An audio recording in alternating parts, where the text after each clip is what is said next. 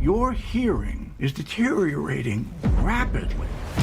We'll come back. Till then, Lou, we just keep going, okay? No.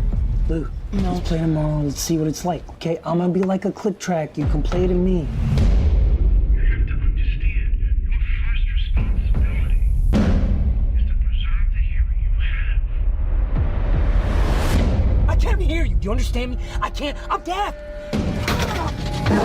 I'm deaf. Garbage in, garbage out.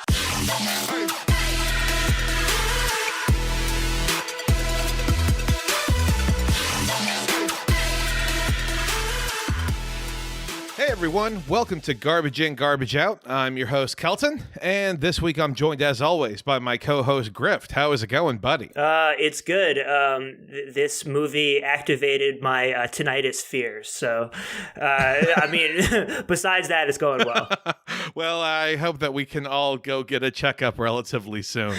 This week we are joined by Babs from Radio Free Labor. How is it going? It is going good. Happy to be here with you guys. Fantastic. It's always nice when we can start off a podcast with this level of energy and enthusiasm, especially with, just such a rollicking good time of a movie, a feel-good story all the way around with something like The Sound of Metal, which, man, what a film. What a film.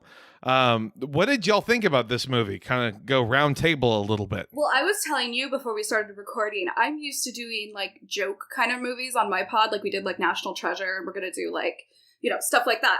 But, so only the most classic films, in other words. Exactly. So I went into this just assuming it was going to be bad. And then like, I was like enthralled watching this for like the 2 hours that it was. I was like, oh my God, this is incredible. So I was very pleasantly surprised. Yeah, the whiplash of going from Thunder Force to this was was almost as traumatizing as the sound design of this movie, which the way it portrayed being deaf, like the sudden isolation and terror of that, and then the sort of like distorted reality of the implant life. Yes, like these were things that I had never had a piece of media sort of explain to you what the experience is like in such a frankly terrifying and visceral fashion. Like I think this movie was like an important achievement, at least on that front. Absolutely. And just background, I'm the only one in my family who can hear properly. Like, oh wow! All of my family is partially or totally deaf. Oh damn! My grandfather has had the same surgery in the movie, and he has described it like robot voices before, to the point where he has to like rip off the things as well. Wow. So I thought that this movie did like a really good job at like highlighting, like, from my experience, this seemed pretty accurate to like how deaf people live and communicate. I wish I was better at my sign language so I could understand what was happening in the movie, but very good movie. This definitely seems like the type of film that they would purposefully give oversimplified subtitles for some things, just so that way then there could be some inside jokes among people who do know ASL along the way. So I'd be fascinated to then see, what all they kind of hid as little Easter eggs. But to piggyback a little bit off of what you were talking about, Grift, when I watched this movie, I never had a reaction quite so much as this better win sound design at the Oscars. Right? How I'm not fucking expecting Tenet or the Trial of the Chicago 7 to exactly, put up what this movie is putting up in this area. This movie losing sound design would be like Kendrick losing the Grammy to Macklemore. It just feels like, this movie's been nominated for a bunch of things.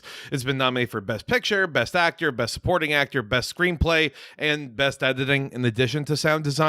Is being listed as like a top 10 overall film by the American Film Institute. So it's not exactly like no one's ever heard of this movie before. So like I would expect everyone to feel good about going and watching this movie. I don't feel like it's a hot take to say that this is one of my favorite movies of the year, if pretty much everyone is agreeing that it's good, at least in some capacity or another. So it just feels like this was a almost a throwback because it didn't have any political overtones and message, and it didn't have some sort of agenda driven by the director in addition to the actual subject matter where you're going like, oh, okay, yeah, this is what's going for. It's not like a Revenant situation where it's like, well, Leo needs an Oscar and this is the movie that's going to do that. Instead, this is just a plain good movie, and that's about it. And it's not some sort of like woke crusade against ableism or anything. Yeah. It actually treats its subject with like maturity and doesn't try to emotionally manipulate you. It just like shows and doesn't tell you what to feel, but it makes you feel the point that you're supposed to feel from it just from the way it's composed. And it also, I think, like, highlights, like, the good things about being deaf, or, like, how positive, like, the deaf community is and stuff like that. Like, I think they did that without preaching. Mm-hmm. Exactly kind of like how you said it. For sure, mean, yeah. I personally, I put this on around my deaf family, and they were like, turn that off, because, like, the opening scene is Screamo. And they were like, turn that off, we can't stand it. And then now I'm going to be like, you guys got to finish the rest of this movie. It's all about you guys, please. That's literally the only Screamo scene in the whole thing.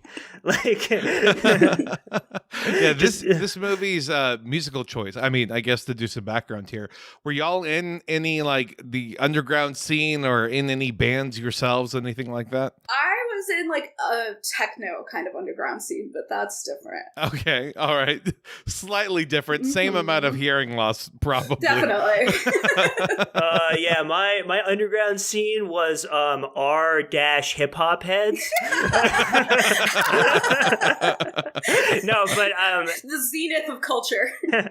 When I lived out in Southern California, I got to see a lot of hip hop acts live and go to like raves and festivals and stuff. So, and I definitely remember having my ears be pretty fucked up the next day from just like one night of extremely loud live music. So like, I can't imagine like being in a drummer in a Screamo band day in, day out, practices, performances, record, like all of it just putting immense strain on your ears. Like it's a like side effect and drawback of the lifestyle, I guess, but it's just absolutely it's next level. I went to a house show once in Houston, and my ears were ringing for about a week, and I mean literally the tinnitus sound, where after about day 4 I was like, oh god, like this is going to be my life for the rest of time.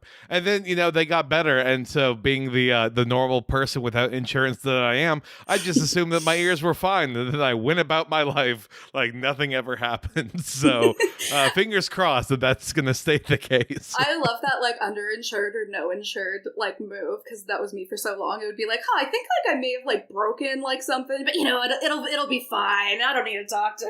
Like, yeah, if it stays swollen, then I'll go. But how long does it take before symptoms can become deadly? 6 hours? All right, 5.5. Set the clock. Let's figure this out. It's we treat ourselves like dogs who just ate a chocolate muffin. It's just really kind of hoping for the best wait and here. see game. Why pay a set amount of money each month for health insurance when you can just keep updating the bar in your head for what constitutes like this actually needs to be like treated? If there was a movie that people could watch with headphones, or was designed for people to watch with headphones, I think it probably would be this movie. Yeah. But if there was also a movie that would make, I think, foreigners really empathize with Americans for not having insurance, it would probably also be this movie. Because I mean, later on, there's a scene where it's talked about how, well, these cochlear implants aren't covered by insurance, even though most insurances they are covered by.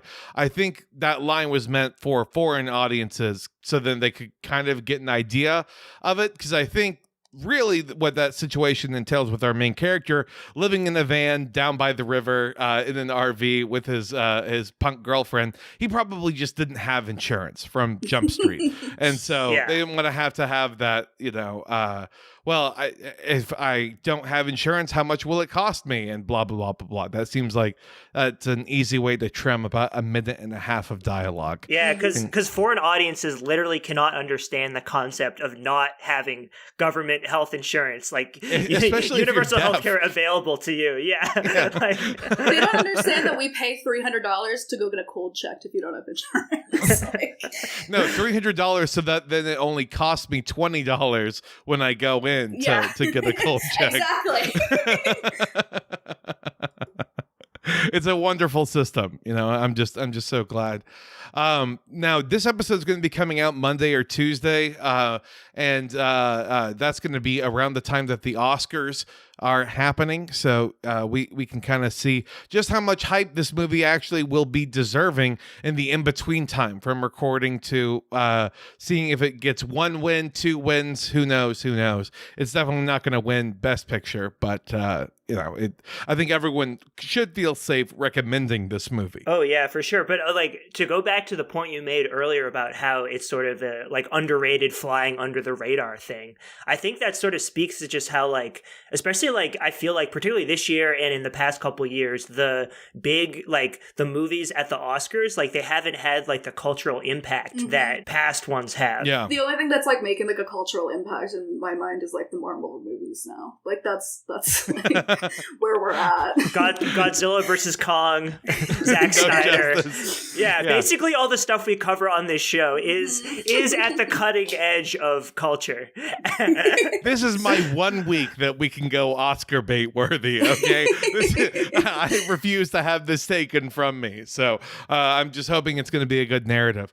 Because, I mean, my 2 favorite movies that are kind of in the race, so to speak, are The Sound of Metal, of course, but then also The Father with Anthony Hopkins, which I don't know if y'all are familiar with that movie or how it's filmed or anything, but it's an elderly gentleman who's suffering from dementia, but you are experiencing it the way he is. So random scenes will end and then pick up some point of time later in a different setting. You don't know when, you don't know where. Wow. Stuff is playing out of order, and so you have no real idea of being able to get your bearings with it. And Wow, I mean, that sounds really good.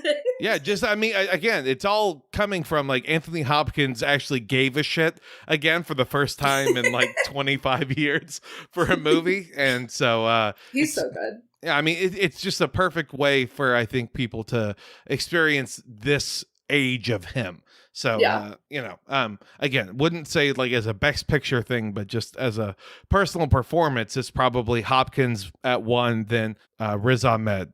There's a non-zero chance that Anthony Hopkins himself currently has dementia. Yes. So yeah. imagine a guy with dementia or like Alzheimer's like making a movie where that's the concept. Hey, like... now there's our pitch for a Hollywood script, okay? 30 years from now, once Anthony Hopkins has been dead, I don't know, for about 10 years, then we'll do like on the anniversary of his death, we release this movie, award competition. It's about the making of The Father.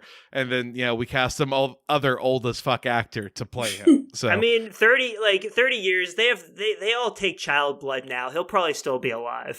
A movie about dementia would just be like a documentary about Joe Biden. Just played completely straight as like a case study in like the erosion of a human brain, but it's Joe Biden. Like It's just every press conference and like debate, just footage, just of that, and that's it for 2.5 hours. I mean, we could sell it, as is pod canon at this point. Grift and I, we are big fans of Southland Tales, and so I could envision that if we did it, especially as like a Star Wars-esque 6 different movies all about dementia, set in like the Biden verse, if you will, that could be something, would be a respectable swing. I mean, talking like 6-part series and like our place in media, basically recreate the Red Letter Media reviews, but it's just skits of Joe Biden like completely wetting the bed. Jesus God, no, I could see that happening. To circle into some background information on this movie, do y'all know anything about it before coming in? I know you had mentioned expecting it to be a dumb comedy movie. movie, so slightly different vibes, I'm sure. Yes. But Grift, had you looked anything up beforehand? No, I pretty much went in completely blind. I recognized the main guy from The Night of, that Yes. HBO Yeah. miniseries. Like, He got hot. He was not hot in that show, and he was really hot in this, personally. It's amazing But- what 5 years basically will do of being a Hollywood leading man. Good for him. In other news, Camille Nanjiani also looking prime beefcake these days. That he's gone sicko mode. Yeah. Like he's popped off. It looks like he is possessing some bodybuilder's soul. This is what's happening to him. It is bizarre. The thing, though, I wanted to mention about this movie, just some background information, is that this is filmed in one of the most indie ways, meaning that it's filmed over 24 days. Everything was filmed chronologically, and it was filmed only at 3 different locations. And so they really made every dollar of the budget count as they were going through this. It comes from a guy who, this is his first movie. So, man, talking about knocking it out of the park. His next Damn. movie, I'm sure, will be a train wreck, because that's what happens with all these guys. Sophomore Except Southland Tales. yeah. Sometimes you just reach even more perfection. But yeah, this guy, though, he was famous mostly for being the screenwriter of The Place Beyond the Pines, which, do you remember that movie? It was a movie that was pretentious and up its own ass, but that same director was working on a film that was going to be like a half documentary, half actual movie about some band that he knew, but then it kind of languished around in hell a little bit, in development hell rather. And so this director decided to kind of pick up the torch and reworked a few things. The death angle, I believe, was inserted at that point, which honestly, like, this movie sounds like it would not be interesting to me at all No. if it didn't have the aspect of losing your hearing behind it. So, good on them for actually developing the script that way. And then, it was shot in just a few different places. Really kind of wanted to leave the audience feeling immersed, just like the main character. And I would say a rousing success in that area. Kudos to them. And then also, I guess, good on Riz Ahmed for, as you mentioned, getting hotter, but also now learning ASL and how to play the drums. Just more quivers of talent for that guy. That was one of the things I was really surprised at, because I kept waiting for it to be like, oh, like that's a stunt double, like drumming, but no, he's going for it. I was really impressed. Yeah, I think it's one of those things where if I ever was rich and famous, but I had been like in a band before, I would never tell anyone that I was in a band, because I want those pro lessons. I want people to then go like, oh, it only took him this long to learn how to play guitar, because that sounds way better than he knew how to play guitar, but it still took him this long to try and figure out how to make it sound good before they just did go hand doubles all the way around. Again, those are just some basic background information. I don't want people to go, you gave us spoilers, because again, I think that once it wins an award or something, people are going to check out, see it's available on Amazon Prime, and want to watch it. So again, please go watch it before we dive into this rundown of sorts. I mean, anyway, it's not really like a spoilers type movie where that would matter as much. It's more like it's more like a journey. The journey is the point type movie. Yeah. So, There's no like big twists and turns. Yeah, you already know what this show is like. Yeah, we're talking about the movies if you've already seen it, so can't get mad at us. Exactly. If you haven't seen it, or if you don't want to, the best thing in the world would be someone going, I didn't want to see it, I listened to y'all's episode, and now I can fake that I've seen it around everyone, and that's a badge of honor for me, honestly. You know? Yeah, we are providing just plays in the male manipulator playbook for you. That's the Lord's work. So our movie opens up on Riz Ahmed. He plays Ruben, and he's a drummer in the metal group Screamo band with his girlfriend Lou, who's played by Olivia Cook, who was the female lead in Ready Player One. So that was really annoying me the whole movie, because I could not see that as her face, even if she bleached her eyebrows. I blocked that movie out of my memory, so I did not have to think about that the whole time I was seeing her on screen. Well, congratulations. I'm very happy for you, Grift. They are like a metal group, Screamo group, but they are living in an RV while driving across the United States, going from gig to gig. And I just really kind of appreciated how they didn't have an Instagram page and they didn't have like a podcast, because I have a feeling that in the real world would exist for them. You know, they seem like that kind of on the road Jack Kerouac kind of vibes all the way through, as they're having conversations about favorite R&B songs, or how that Meatloaf song was about anal, you know, just some real just posters energy all the way through, I think, with it. Yeah, left Twitter creative couple where the where the girl's father is a billionaire.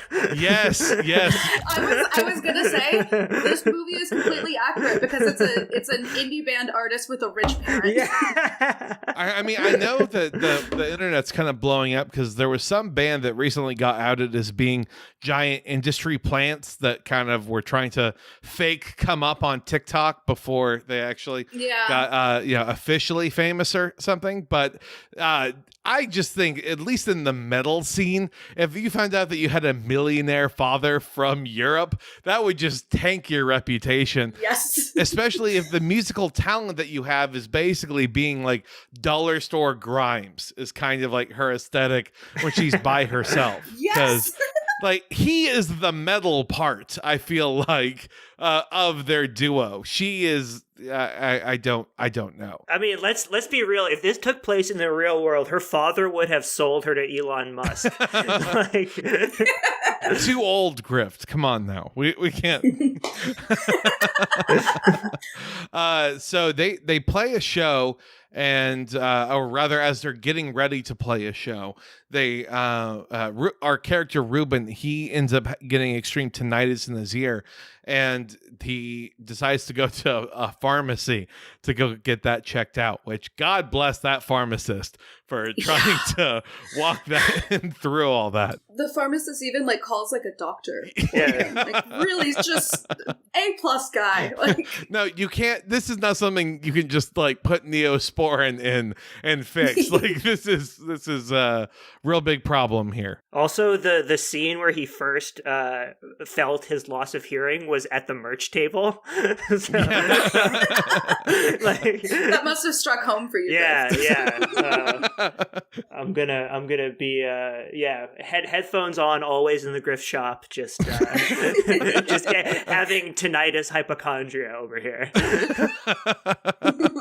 I mean, like, when the tinnitus starts and you're unable to kind of get your bearings while the movie is going, I mean, it really is one of those just inhale and say fuck under your breath a little bit, because that's when you know that the movie's not messing around. The point of it is to show like how terrifying it is for him to suddenly have this change. Like, imagine if you woke up in the morning and couldn't hear anything, and then we're trying to like experiment, like talking to yourself and just trying to hear any sound, and like the way the sound design evokes that like terror and consternation is pretty masterful. I mean, that scene where he's actually getting the hearing test done, and then he's talking to the guy's reading off a list of words, and then Ruben's reading it back.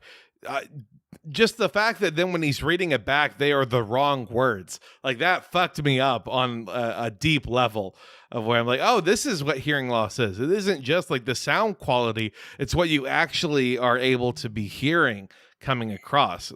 I can't tell you how many fights have started in my family because someone has said the word, like, something close to cunt, and then someone will hear it as cunt, and then everyone starts... that happens a lot. Continuing on to my other point. What is that? What like the equivalent of dog whistling is in deaf communities? Is just starting off with a curse word and then immediately switching to something else.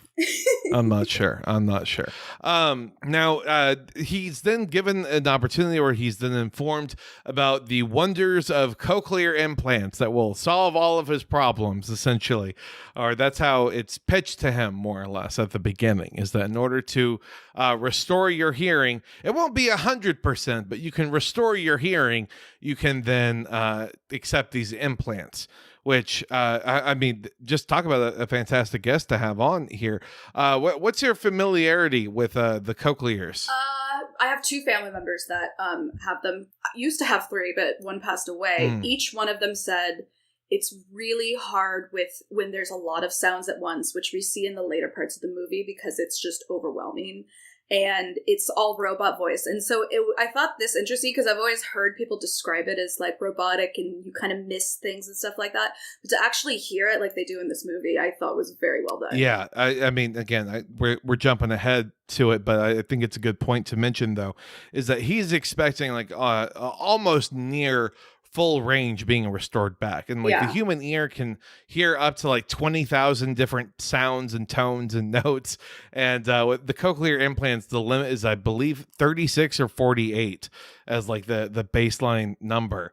And man, just talk about the reduction there. I mean, just it all does not sound good whatsoever.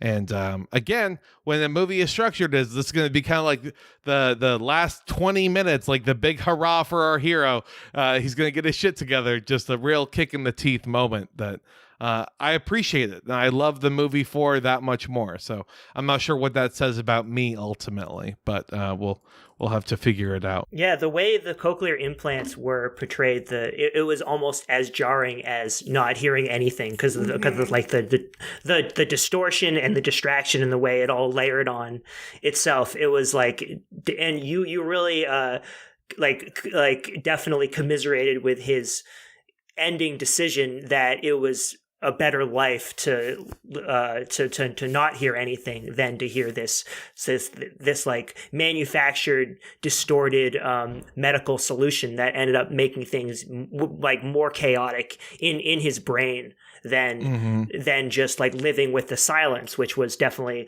that conversation he had with the house leader about like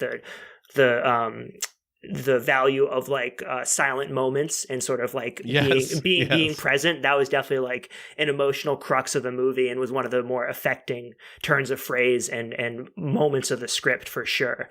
And I thought the themes that brought out definitely reflected across the whole thing in a way that like haven't been the case in a lot of the media we've been consuming, I guess, for like, so it was, it definitely sort of hit harder considering that there aren't as many, like movies and stuff that are having those messages and pulling them off like that these days. It really is strange to see a movie that is geared towards adults.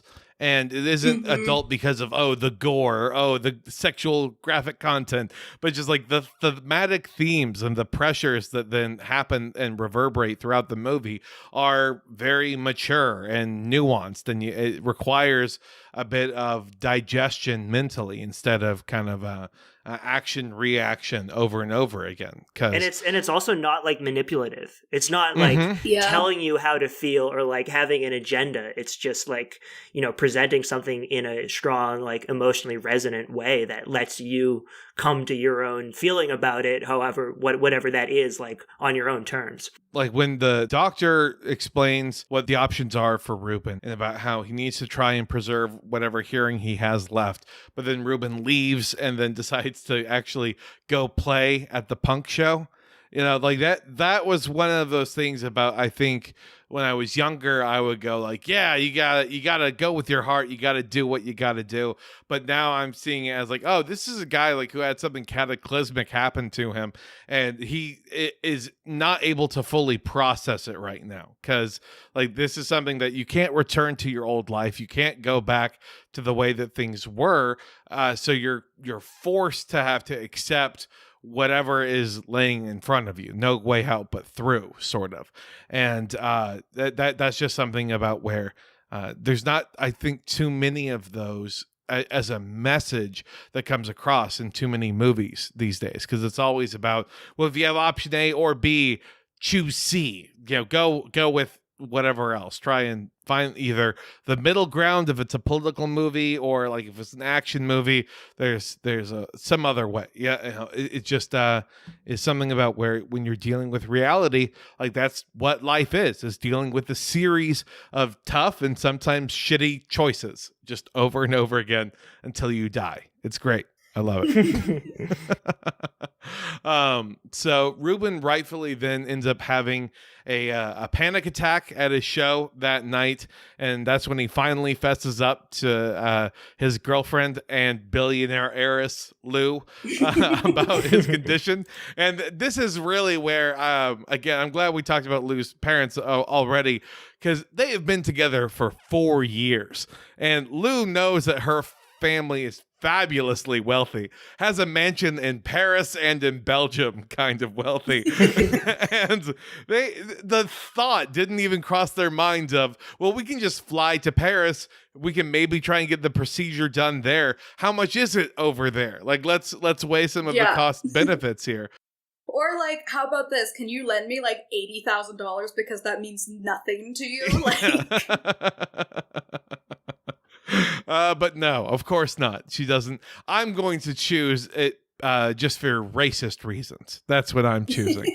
Is it's an Arab-looking guy who has a dad who might look like Jeff Goldblum.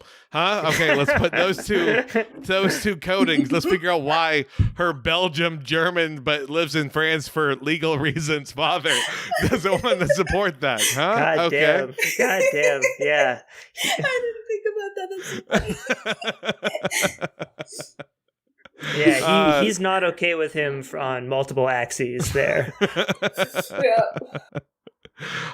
So the other factor and the other thing that is often talked about in this movie is addiction. And, because this movie is about being deaf, but it's also about being an addict. And I liked how they tried to not draw a one-to-one parallel with this. Like, this is a man who is an addict and he becomes deaf. It's not treated as a, well, you're already an addict, so you will, it's just like being deaf mentally. Like, it's a good way to explain it, as this is something entirely different, that this is not a disability so much as this is a new culture, with being deaf. So Lou is very worried, though, that Ruben's going to be slipping up. So they call his sponsor, who then talk about real networking speed. Sponsor is within like 5 minutes able to find like a deaf rehab recovery center for him to go and visit. So just way to work those contacts, Hector. And it was funny how they called him after he had a cigarette. It's like, oh no, he's had a cigarette. The slippery slope has begun. Yeah, that was a little like, I'm choosing to believe that they are overreacting because otherwise it won't reflect well on me and my choices. Well, surely, as I'm chain smoking, like, it doesn't mean anything, It's just it's a habit for me. It's fine. I'm cool. I'm fine. Only when I'm drunk. So they then go to this recovery center that's run by a gentleman named Joe, who's a recovering alcoholic who lost his hearing in the Vietnam War, which is just, you got to have some form of military vet in your movie if you're going to talk about anyone in like the American with Disabilities Act subcategory. Like, just as a general rule, it doesn't matter if it's Sound of Metal or Falcon and the Winter Soldier. You need to have someone out there with a bunch of military experience to kind of check off that list. I wonder if you get a grant, like legitimately, like if you get like $15,000, if you say like, well, one of our like sub good guys was in the military. That wouldn't surprise me. I gotta get those guys Vietnam War runners-up shirts. It could be like, what was it, like 1963, 1964, 1965, just each individual one. Class of, yeah.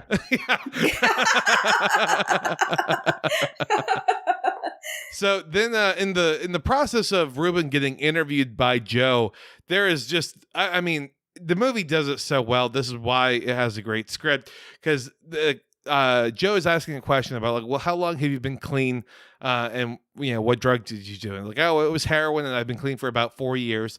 Then a couple of other questions go by, and then Joe asks, well, how long have you and Lou been together? And it's been like, oh, about 4 years. And it just they move on to the next question. But again, there I am, just like writing in my notes, like fuck under my breath over and over, because man. Just replacing a narcotic addiction with a relationship. Gang. Hell yeah. See, I kind of took it like he got clean for her, but maybe that's just the romantic in me. That is, I think, the romantic in you. Yeah, it's probably. real cute. Yeah. I mean, that was sort of how I interpreted it too, but it's like, I think always wrapped up in that is like, yeah, he replaced one drug for the other, and the other's her. Like, that's just sort of a given. Pussy's a hell of a drug. Yeah. It's the worst one of all. All right. We have to find a niche audience of the MRA fandom somehow. Get some loyal listeners. That's what we're trying to go for here. I'm thinking that's the actual message of Infinite Jest. Pussy's a hell of a drug.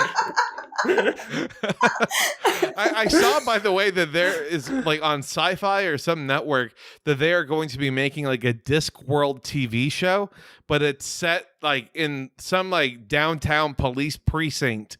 And like it's a cop procedural, but it's in the world of Infinite Jest and all that. So I thought, of course, this is the most American thing that's ever happened. That's so fucked up. So they, the Ruben and Lou decide, well, fuck you, we're not going to do this. We're going to go try and live our own best life. Or specifically, Ruben says that Lou is kind of like a sad puppy dog at this point, kind of going around. And then the next morning, Ruben is just fucking tearing apart their van that they live in. All of the Instagram aesthetic, cute, collectible merchandise just fucking getting destroyed. And when Lou says, rightfully so, you need to go back because you're not well, Ruben responds with the totally normal and A-okay and non-toxic thing of, is this about the album? Huh? I know it's about the album. Which I would say, by the way, that since she did go in a very different musical direction, maybe it was also about the album. Yeah. Maybe Ruben's instincts weren't entirely off with that baseline assumption here. So point is that Lou then leaves to go be with her millionaire French, German, Belgian dad, whatever. And Ruben goes to the shelter. So it's a real, their lives are separating, and the actual process of filming this movie, they actually kind of sent Olivia Cook away for whatever the 6-month time period was, of just like, okay, well, we don't need you for this period of time, so we'll see you later on. And that kind of helped with the feelings of them being a little estranged, like they kind of had lost a little bit of their on-screen chemistry, which I thought was an interesting and also very low budget style approach to what they got going on. Ruben then meets other members of the shelter, and I really love what they did with when he walks in, because it's all so disorienting, because I mean, he's isolated, he's alone, he can't really talk to anyone, he can't communicate in any way, but everyone's talking around him. So it was one of those things of as the movie progressed and he picked up more and more on the mannerisms and conversations, we were able to get more and more subtitles kind of peppered in as things were going through. So that was just a very neat trick, and I enjoyed that approach by the director to kind of give us that sort of a feel. What did y'all think about the? I mean, the characters I understand are fairly one note, but like, did any one of them stand out? What did y'all think? I liked the guy with like the huge giant plugs. Yeah. That's also a heroin addict. I mean, he like barely does anything, but hey, like, he's their IT guy, which. Oh yeah, exactly. Imagine explaining to a deaf boomer Vietnam vet what the internet is. I enjoyed the interactions with the kids, like when they did the improvised drumming on the metal slide, and then they brought the buckets into the classroom and they were drumming on them. Those were cool. Those were good, and also like to go back to what you were saying earlier about when he initially walks into the house and you experience from his perspective like how how like outside of social communication he is with the people because he doesn't speak sign language and he like doesn't know how to be deaf. Yes. And it was sort of like, oh, like someone who's trying to be on Twitter who isn't a socially maladjusted autist. That must be what it feels like. What are you doing? Being sincere and genuine online? What the fuck? Get rid of that. What are you talking about? I really did appreciate how this movie didn't go full Hollywood on us, because when that elementary school deaf teacher was introduced, I was like, well, I know where this movie's going. Like, they're gonna fall in love and it's gonna be That's new what girlfriend. I thought too. Yeah. But she's really pretty. well, the actress Lauren Ridloff, she was actually Miss Deaf America from 2000 to 2002. So I can see it. Yeah, she's pretty. Yeah, you can see it. Yeah. Not Miss America, but Miss Deaf America. Absolutely. No, she definitely had a girl next door about her that would belie a Miss Deaf America more so than just a Miss America. But I'm honestly glad they didn't go the cliche like he gets estranged from his girlfriend and then leaves her for the deaf school instructor. Yeah. Like I'm glad they didn't do something sort of cliche like that with that character. I mean, it was just the little things about the movie that they do that really build out a lot of human character moments. So it's smartly done. It doesn't fall into the cliches, you know. When Joe has Ruben or sees Ruben like fixing things around the house, but instead kind of tells him to stop, to go ahead, and then his assignment is to sit in a room by himself all day. And if he gets bored, he can go ahead and write things down.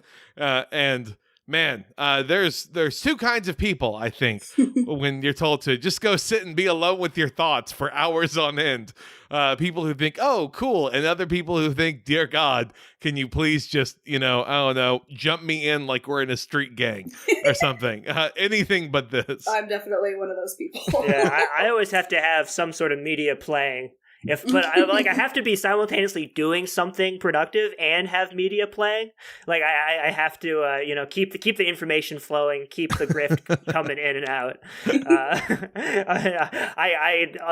Otherwise I'm not at peace. I mean, the most relatable thing in the world was when he ripped apart the donut into like 40 or 50 different little pieces. He punched the donut. Yeah. He reforms it and then re-punches it. It's just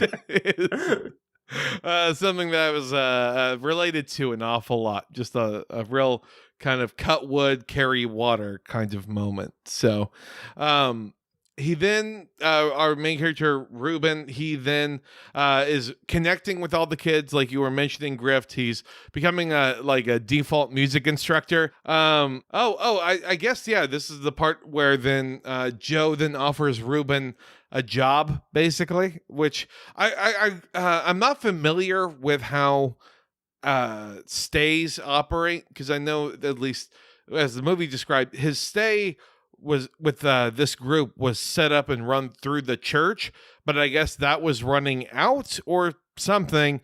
And so, and if he wanted to stay on, he could then kind of become an employee of the community and start, I guess, assisting with the music or with handiwork or whatever.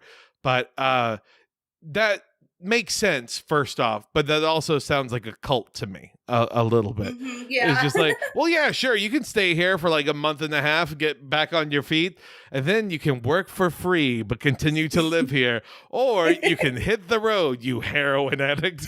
Like, yeah, no, it felt very culty, like the way he was like, if you can't assume the deaf lifestyle completely, then you're not a part of us.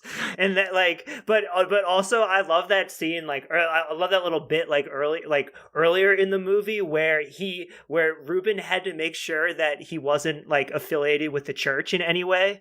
Like he had to parse like, oh, the church helps out people, but it's not like a religious thing. It felt like, because he's like, oh, me and my girlfriend, we're not religious people. It was like he had a little like Reddit atheist moment. Yeah.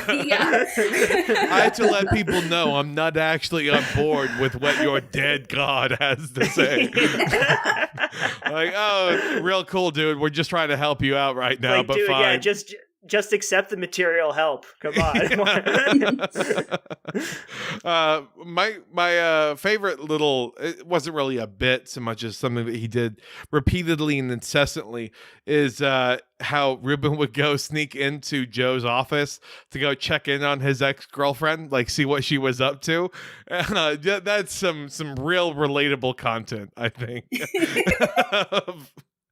I mean, like it seemed like a parallel to like sneaking off to go and trying to do drugs, right? Like that's what the director was trying to draw a little bit, is just like he's getting his fix in, he's able to connect a little bit more, and then eventually he just has a little bit too much, and then he realizes like I need to sell all my worldly belongings in my van and my RV, and I'll go get cochlear implants. Yeah, he's getting high off watching videos of her doing experimental acoustic music, like sitting on the like some $50,000 carpet or something. Like, yeah, when you mentioned like the Grimes parallels, I was like, I can see it. I can too. So yeah, Ruben's able to then sell all of his possessions via one of the people that works there. He gave them a tattoo, I think, right? That was the assumption.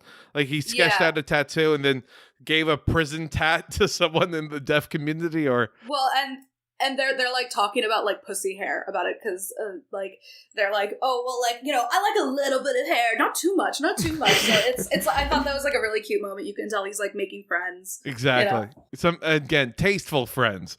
Just Only guys the best being tattoo ideas.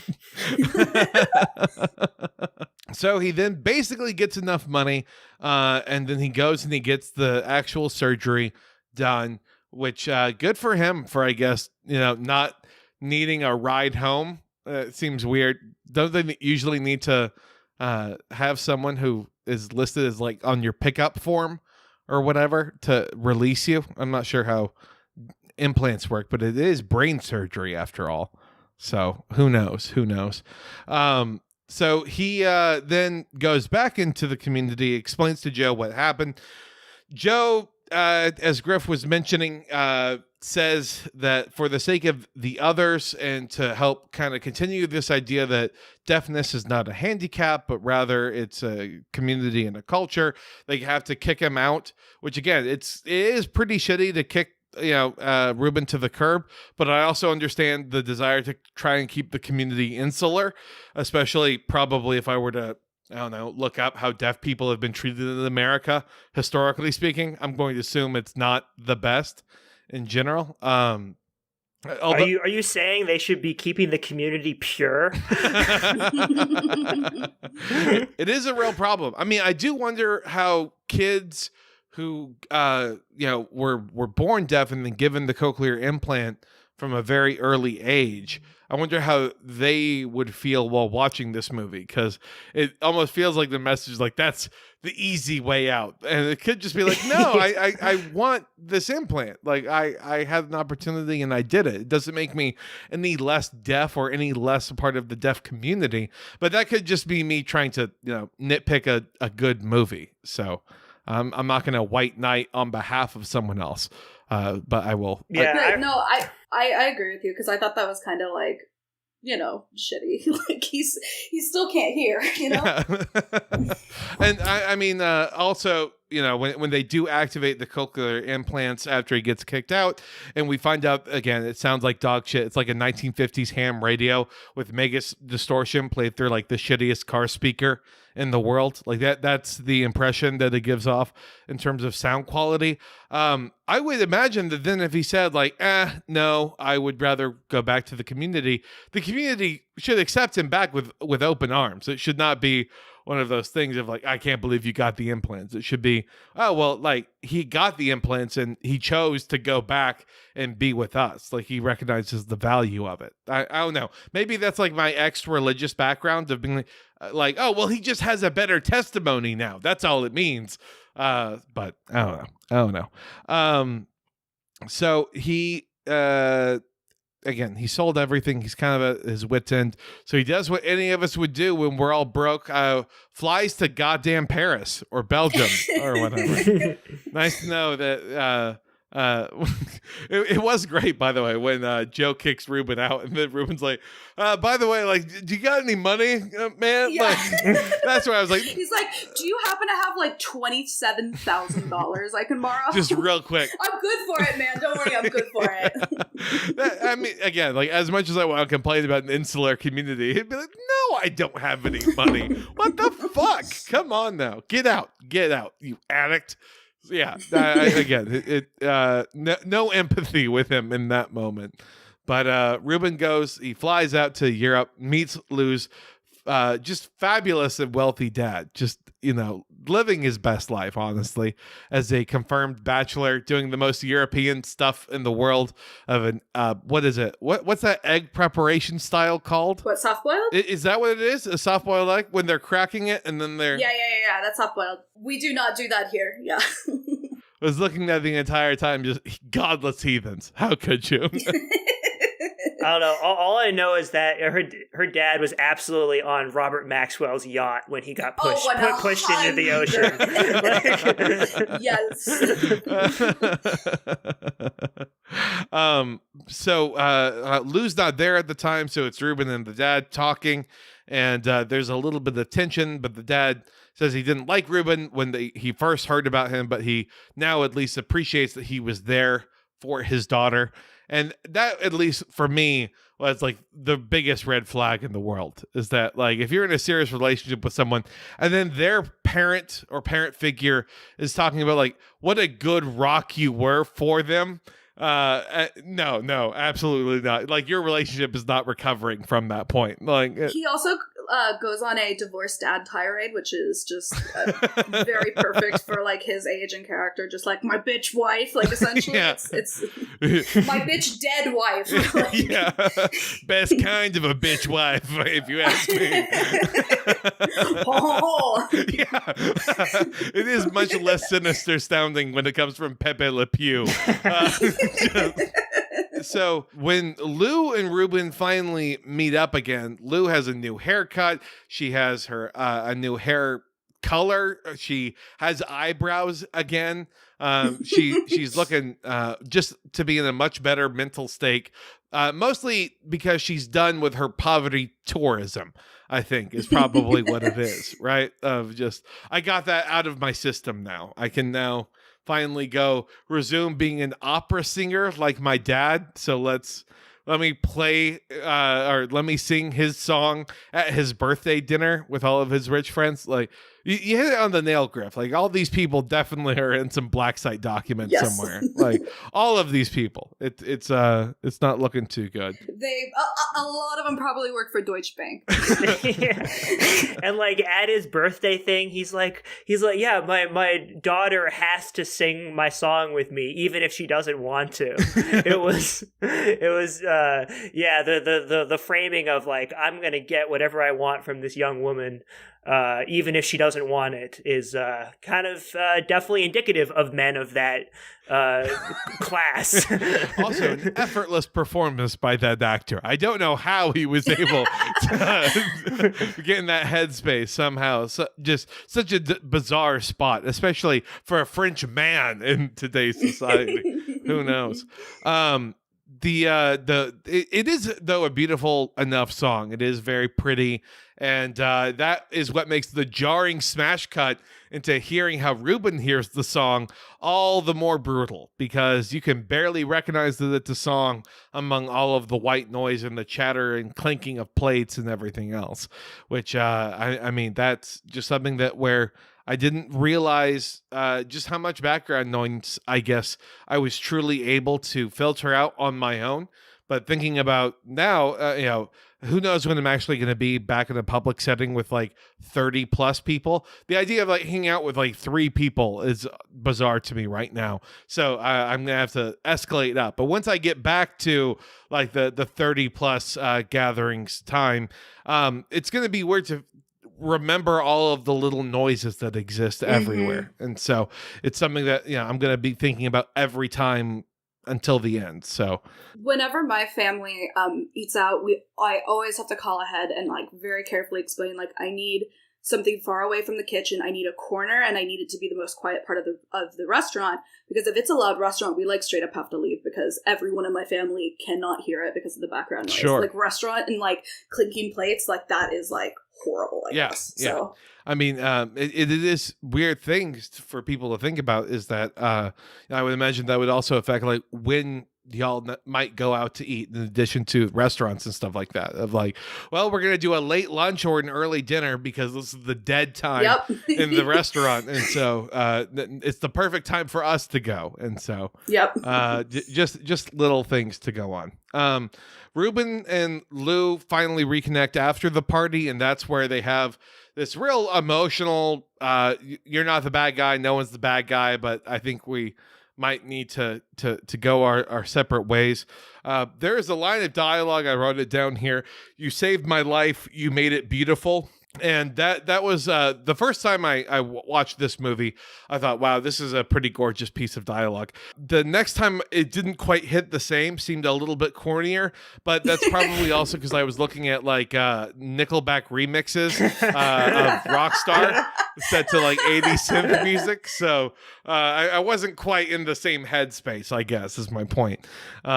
So it was just interesting to me how they were able to have a fairly amicable breakup.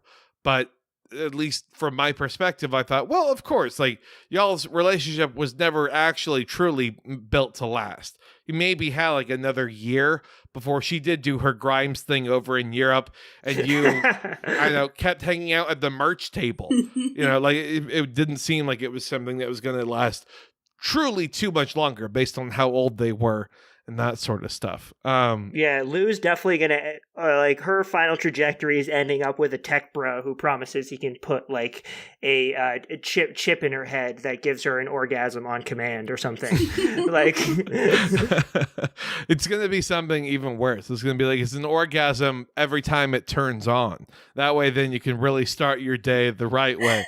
Isn't that what you want when you're first waking up? Some bizarre chip that completely resets your body like that? Oh, it's wonderful.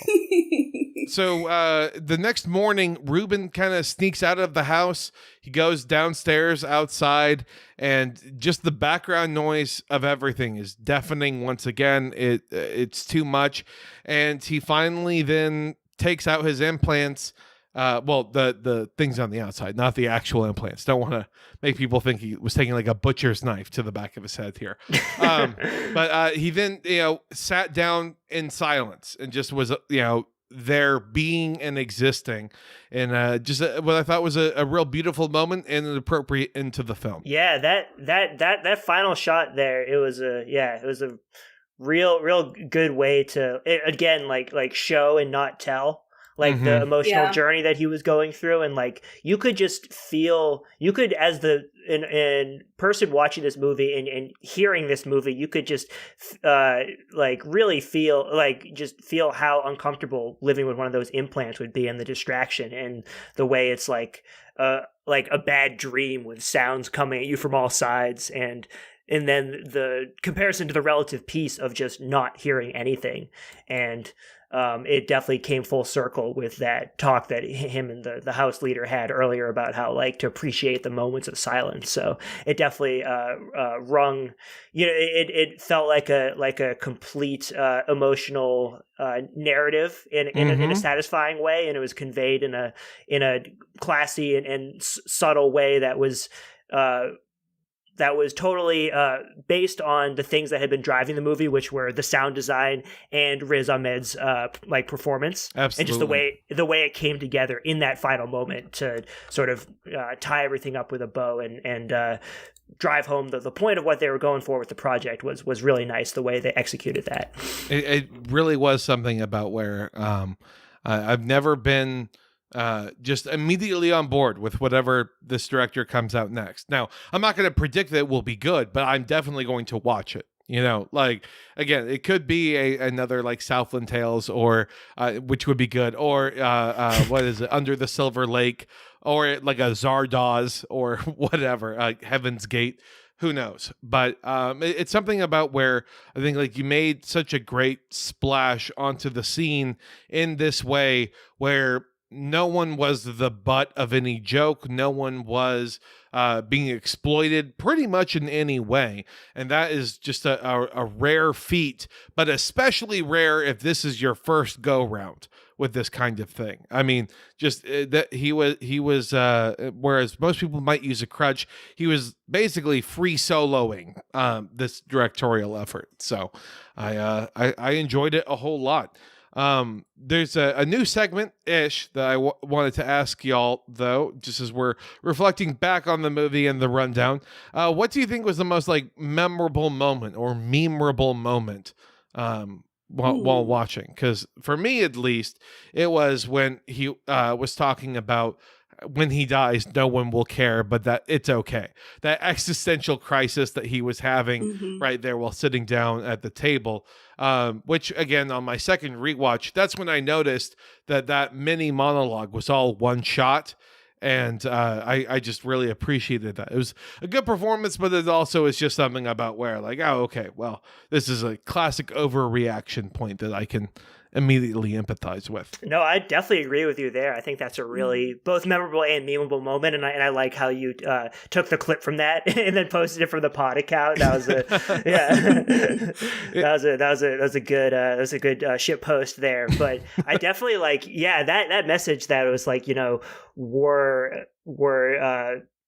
you know, nebulous beings that pass through the world briefly, and it's that sort of like curse of Achilles where do you go for it all and try to get yourself remembered but forsake everything else and perhaps cut yourself short with the choices you have to make, like pursuing that. I think that rings true to any creative like us, online, trying to build an audience, trying to get your thoughts out there. I think that's that in engaging with those existential dilemmas is always it always hits home. Definitely. For memeable moments, the one where he's having a panic attack in the club and he just like drops everything and then like runs out. That's how I feel every single time I like log off Twitter. Just like escaping the chaos. I'm glad that you're giving hope to me by finding out it is in fact possible to log off and not just talk about logging off. That's incredibly relatable. Now is the time, though. Now, and this is weird because when you're reviewing Thunder Force, it's fun to talk about how many trash cans you would give a movie, but now it feels a borderline hate crime if we're talking about how many trash cans we would give this movie. But Grift, how many are you giving this? I'd say half a trash can. Okay. Just it was sort of slow in some places, and I felt my attention wavering sometimes. It probably could have been cut a little bit as far as the length.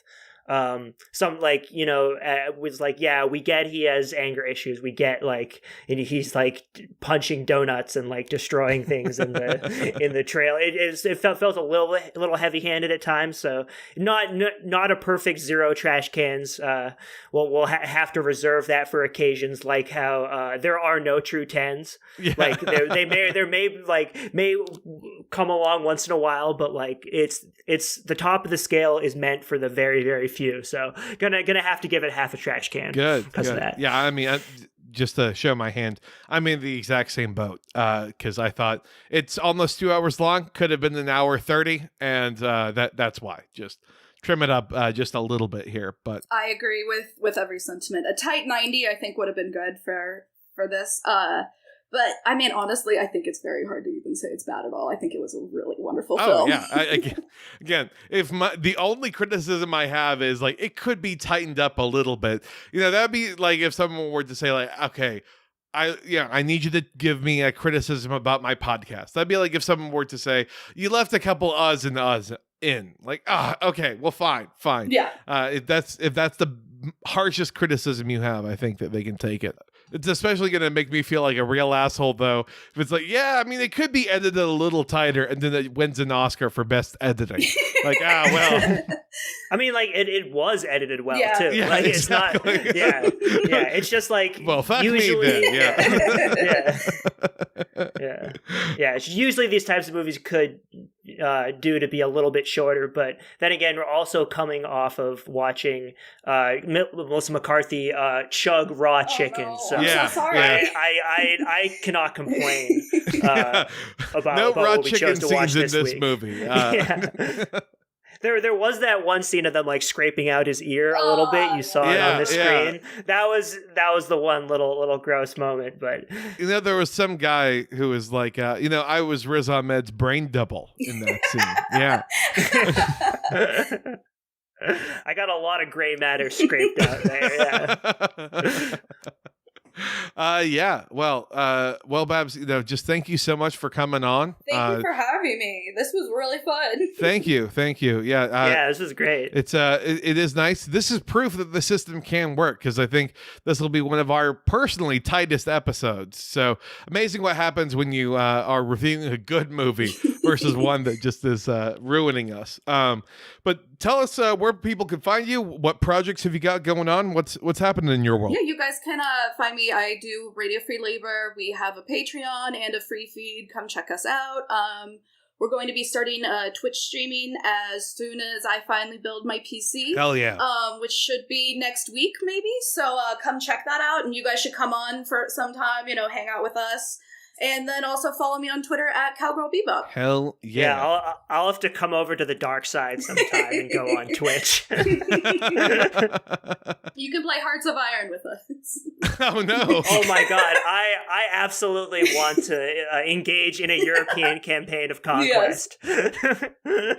I am going to recreate the Roman Empire. I'm Rome pilled, it never fell. Well, Grift, what about you? What's happening in your world? As always, I'm at Grift Shop. The O is a 0 in there. In the handle, the website, merch site, grift.shop. I got, always have a couple podcast collabs in the pipeline. I have a Epstein Southland Tales upcoming crossover shirt. Ooh, so yeah. Kelton, I think we talked a little bit about that, but it is, I honestly think it's the second best Epstein shirt ever made. Obviously cannot eclipse the god Sam Hyde, but I think we really got something here. So that's look for that in the coming weeks. Awesome. Yeah, no, everyone should kind of keep their ears to the ground in anticipation of that. For me, y'all can find me on Twitter at Sex Confetti, or find me on TikTok, not at Sex Confetti anymore. Changed my handle to represent the fandom. Find me on TikTok at Southland Tales. That username was available. I took it and then I posted one clip, and I now have the top result if you were to search hashtag Southland Tales on there. So I am your God King now on TikTok, Southland Tales. Bow to me. We are riding this piece of media all the way to the top. Yeah, to the top. You hear every that? platform. With a side podcast set in the world of Southland Tales, we will have dozens of listeners. You hear me? Dozens. Will Menaker, you retweeted the pod account? Let's go a little further next time. Well, very cool, y'all. Without further ado, let's go ahead and say goodbye. Peace. Bye, everybody. Bye.